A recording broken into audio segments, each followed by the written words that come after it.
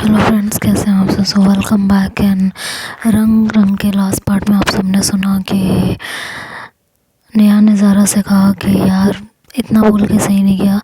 ज़ारा ने कहा कि देखिए मैं किसी से डरती नहीं होती, अब जो हो गया सो हो गया ना, उसे जो करना होगा कर लेगी, मैं डरने वालों में से नहीं हूँ।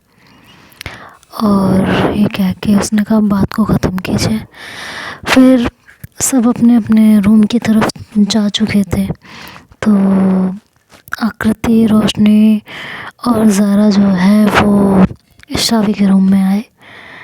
और आते ही आकृति ने कहा क्या हाल है भाई। अंशु ने उसकी तरफ देखा तो कहा कि आप यहाँ, वाओ, ओ भाग्य हमारे, अब तो ये कमरा स्वर्ग हो जाएगा। तो आकृति ने कहा अच्छा, तुम तो ऐसे कह रही हो जैसे मैं पहली बार आ रही हूँ इस रूम में। तो आकृति के इस बात से अंशु थोड़ी झेप गई थी और सब उसकी तरफ देखने लगे थे। शावी ने अंशु को आंख मारी तो अंशु ने उसको आंखें दिखाई। उसके बाद आकृति रूम के गेट पे ही खड़ी थी, वहीं से बोले कि अब मैं भी देख लूँ ज़रा, तुम लोगों ने कितना साफ़ रखा है रूम। अंशु ने कहा हाँ ज़रूर, क्यों नहीं। रोशनी, आकृति और ज़ारा तीनों रूम में एंटर हुए। तो अंशु ने कहा, सॉरी, रोशनी ने कहा रूम तो ठीक ही है। साक्षी ने कहा हाँ, बस कपबोर्ड्स मत खोलना। आकृति ने उसकी तरफ देखा और कहा क्यों।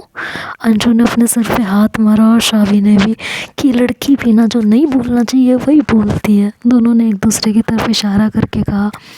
फिर अंशु ने कहा अरे कुछ नहीं, वो एक्चुअली ना वो कुछ पर्सनल सामान है ना इसलिए। तो आकृति ने कहा अच्छा, और ये बोल के वो अंशु के कपबोर्ड की तरफ बढ़ने लगी।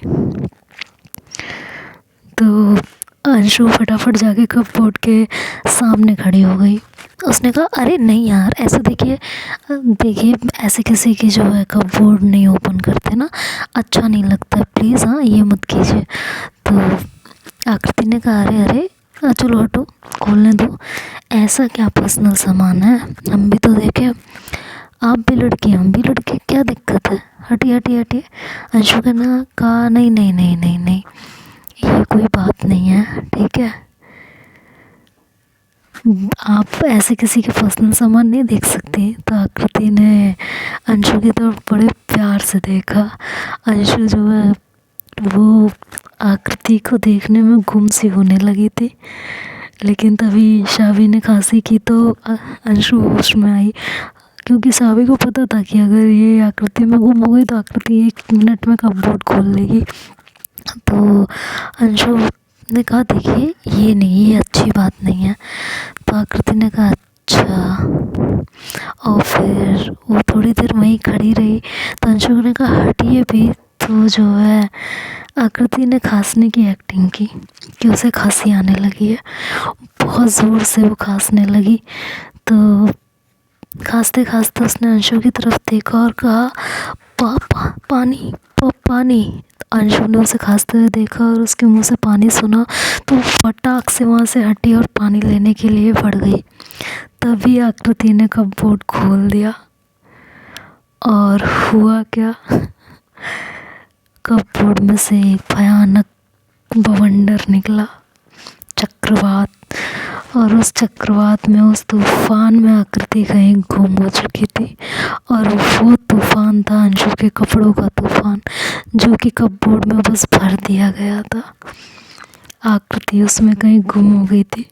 उसने अपने ऊपर से कपड़े हटाए और अंशु की तरफ देखने लगी। तो अंशु ने कहा मैंने बोला था मत खोलो। आकृति ने कहा तुम लोग ऐसे रहते हो, हाँ। ज़ारा ने शावी की तरफ देखते हुए कहा तो यही सफाई हुई थी, हाँ। रोशनी ने कहा इसे सफाई कहते हैं, हमें तो नहीं लगता। ज़ारा ने कहा इसे सफाई नहीं कहते हैं, इसे कहते हैं एक कचरे को एक जगह से दूसरी जगह शिफ्ट करना। तो शावी ने कहा अरे पर आप हमें क्यों ऐसे देख रही हैं, मेरी कपबोर्ड ठीक है, ज़ारा ने अपनी एक आईब्रो ऊपर की तरफ की, जैसे वो कह रही हो कि सच में। शावी ने उसे देख के कहा, हाँ मतलब वो उसके कपबोर्ड से तो ठीक ही है।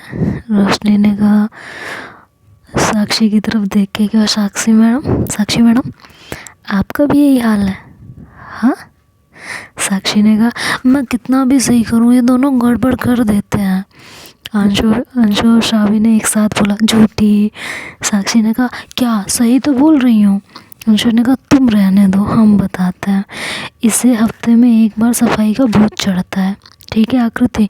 और फिर इतना कह के उसने इतना ही कहा कि सब उसकी तरफ देखने लगे। तो उसने कहा दी, लास्ट में उसने कहा दी। तो शावी हंसने लगी धीरे से। अंशु ने उसे कूनी मारी। तो उसने कहा सुनिए, इसे ना हफ्ते में एक बार सफाई का भूत चढ़ता है, और फिर एक हफ्ते की सफाई एक दिन करती है, और फिर पूरे हफ्ते गंदगी करती है। शावी ने कहा हफ्ता ज़्यादा बोल दिया, 2 हफ्ते में एक बार, ठीक है? ज़ारा ने शावी की तरफ देखा और कहा ठीक है वो नहीं करती, पर तुम दोनों तो करो। साक्षी ने तभी कहा इन्हें ताड़ने से फुर्सत मिले तब ना। ये सुन अंशु और शावी दोनों की बैंड बज चुकी थी, दोनों की हालत ख़राब थी, क्योंकि अंशु के साथ शावी सबसे नज़रें चुरा के अभी भी लड़कियों को कभी कभी ताड़ लिया करती थी। इतना डर होने के बावजूद, टीचर से ये मतलब सीनियर से डर होने के बावजूद, रैगिंग होने के बावजूद, अब ये सुनते ही तो दोनों की हालत ख़राब थी।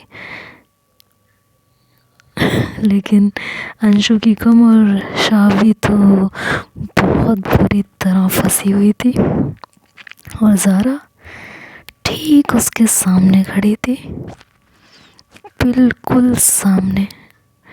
शावी ने अपनी गर्दन झुका रखी थी। अंशु ने बात संभालने को कहा अरे आप लोग खड़े क्यों हैं, बैठिए ना, हम लोग एक काम करते हैं, मेस से मैगी बनवा के लाते हैं आपके लिए।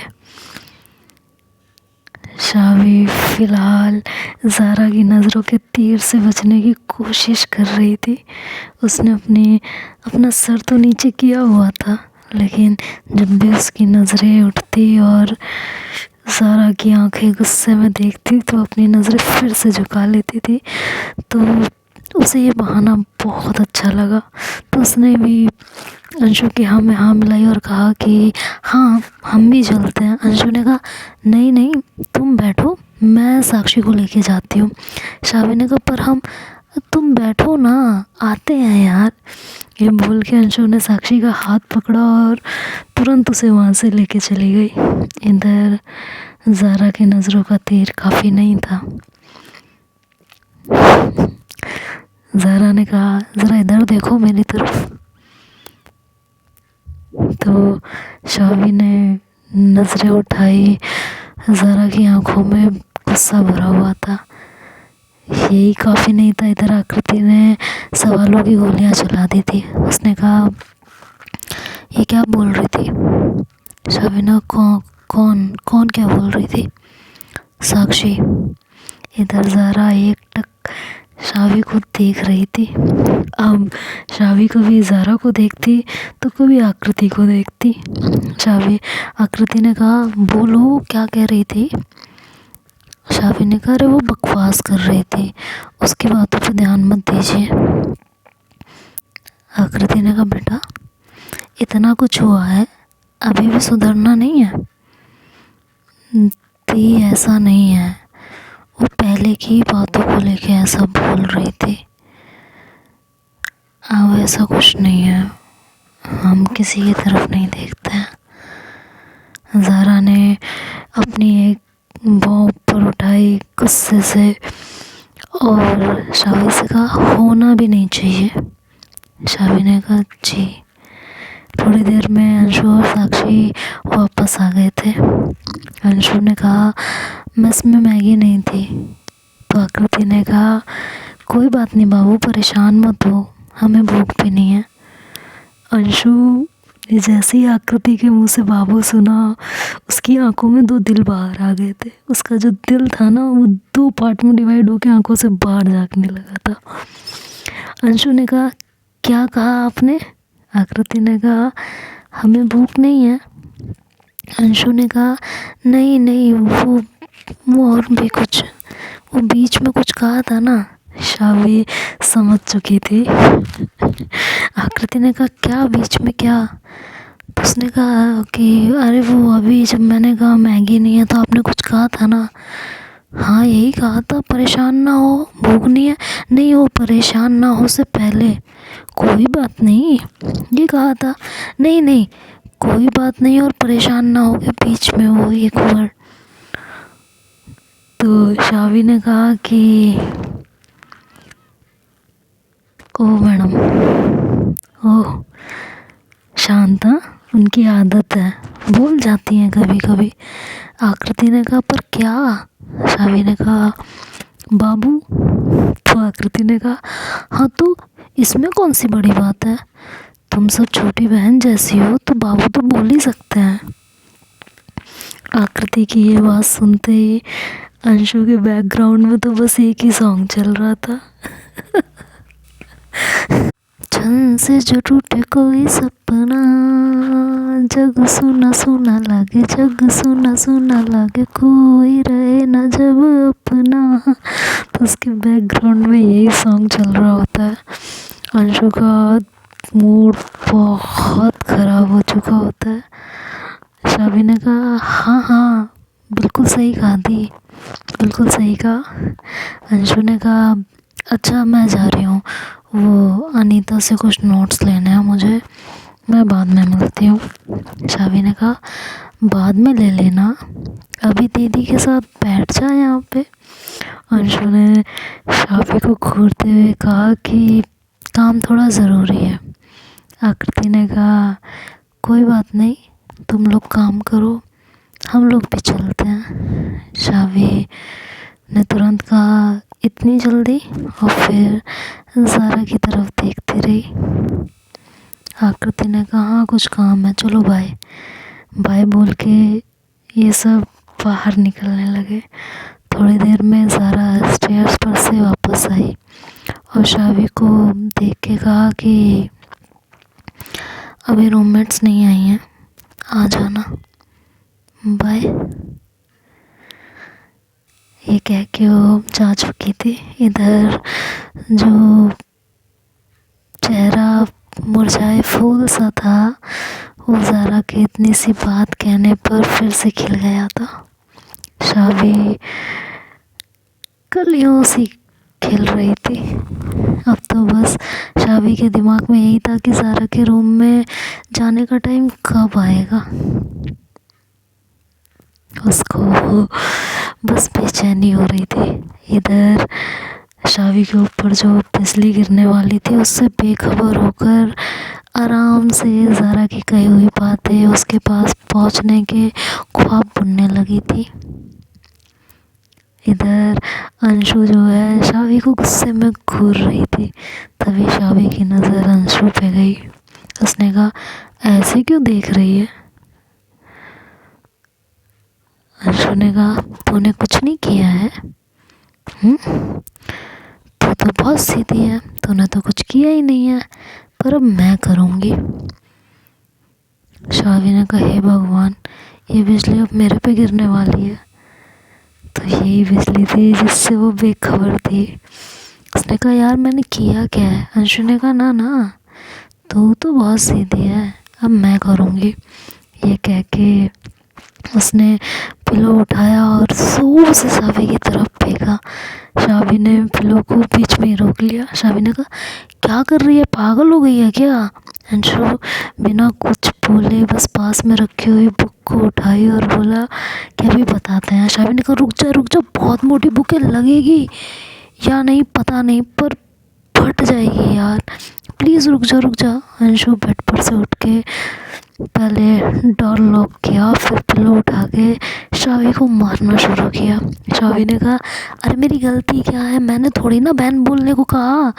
शावी को चोट नहीं लग रही थी तो वो अंशु को और छेड़ रही थी। अंशु ने गुस्से में कहा बहन होगी तेरी। शावी ने कहा हाँ मेरी तो है ही, पर आज से तेरी भी। अंशु ने कहा तू आज बचेगी नहीं, तू कुछ भी कर ले। ये बोल के अंशु ने रूम में रखा हुआ डंडा उठा लिया था। ये देख के तो शावी की जान हलक में अटक गई थी। वो बस वहाँ से भागी। भागते हुए उसने डोर ओपन किया और जाके आरजू से टकराने से थोड़ी सी बची और जाके उसके पीछे खड़ी हो गई। उसने कहा please Aarzoo the please please please please बचा लीजिए ना प्लीज़। आरजू अंशु को देख लेती तो कहती अरे रुक जा यार, बच्ची को मार रही है, मार क्यों रही है?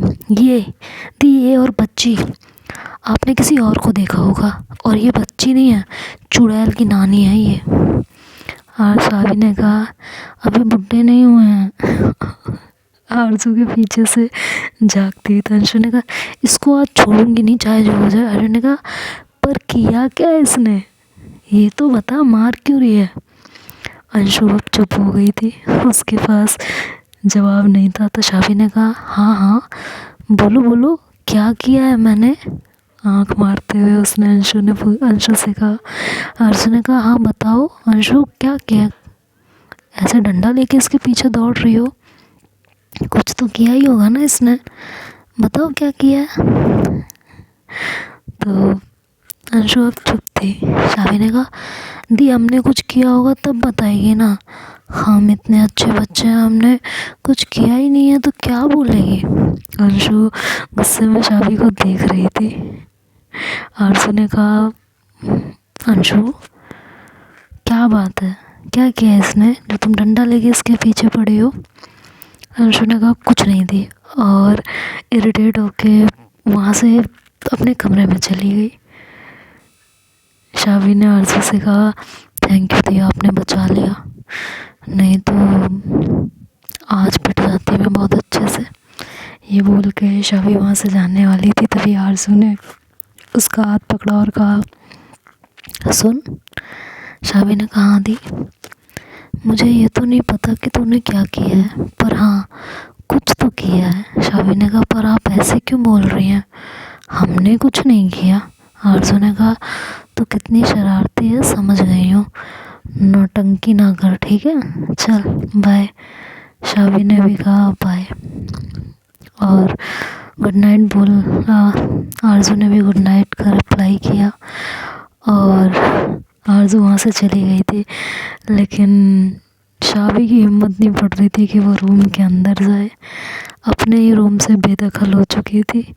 डर लग रहा था कि रूम के अंदर गई तो यार अंशु बहुत मारने वाली है, बहुत ज़्यादा मारने वाली है। मैं अंदर नहीं जाऊँगी, अंदर गई तो आज ये मुझे बहुत पीटेगी। लेकिन हमने क्या किया है? अब उसी ने कहा दी होगी तेरी, तो मैंने यही तो कहा मेरी तो है ही, पर आज से तेरी भी। और ये कह के शावी हंसने लगी। उसने कहा अब बताओ इसमें मेरी क्या गलती है? दी ने तो खुद ही उसे बहन बता दिया, तो मेरी क्या गलती है इसमें? शावी बेचारी लॉबी में इधर से उधर भटक रही थी, उसको रूम में जाने की हिम्मत ही नहीं पड़ रही थी। इधर अंशु गुस्से में बौखलाई हुई थी। उसने कहा बहन बना रही है मेरी, वो तो भूल गई, बाबू बहनों को भी बोलते हैं, उन्हें बड़ा शौक चढ़ा है मुझे बहन बनाने का, पूरा हॉस्टल पूरा कॉलेज कम पड़ गया उन्हें बहन बनाने के लिए, जो अब मेरे पीछे पड़ गई हैं मुझे बहन बनाना है, बस एक मैं ही बहन बनूंगी इनकी।